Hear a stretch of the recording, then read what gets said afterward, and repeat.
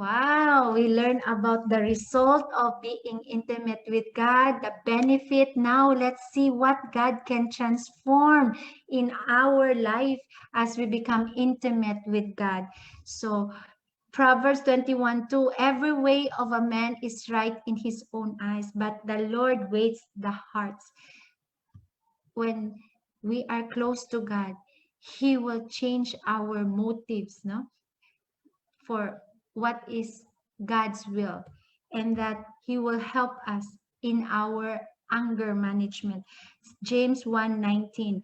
My dear brothers and sisters, take note of this. Everyone should be quick to listen, slow to speak, slow to become angry. So may God transform us to be a calm person. Yes, not easily agitated like that. So we become stable and balanced in our life. Because when we put God first, things will fall into place.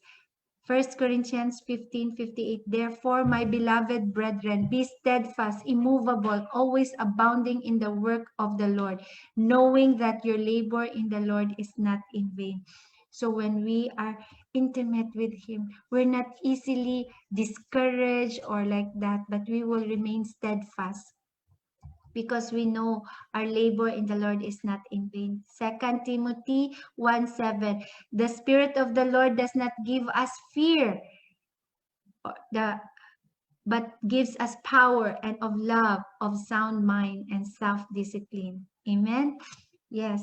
So may God transform us to be courageous for Him, brave, and that we will become forgiving. Maybe before you are so angry or you're holding grudge, bitterness, but as you make yourself intimate, close to God, you will become forgiving person, bearing with one another or each other, forgiving one another. If any of you has grievances against someone, forgive as the Lord forgives you. And before you, parang you're so prideful, you cannot accept correction or criticism from other people. When you are sensitive, because we become sensitive to what God is speaking to us, when we are close to Him, we will, whoever disregard discipline comes to poverty and shame, but whoever heeds correction is honored. We become open to correction or accepting so that we will grow and improve. And again, we will be transformed with the fruit of the Spirit of being good and gentle, that we will turn away from evil and do good, seek peace and pursue it. But the meek will inherit the land and enjoy peace and prosperity. So may God continue to work in our character as we stay close to God. Without God talaga, Kati is proud. Kati is kanang mag-talk back, no? Kati is impulsive, not self-controlled, like this. But with God's help, daily ha, one day lang kayo miss or 2 days you miss spending time with God, becomes 1 week, becomes 1 month.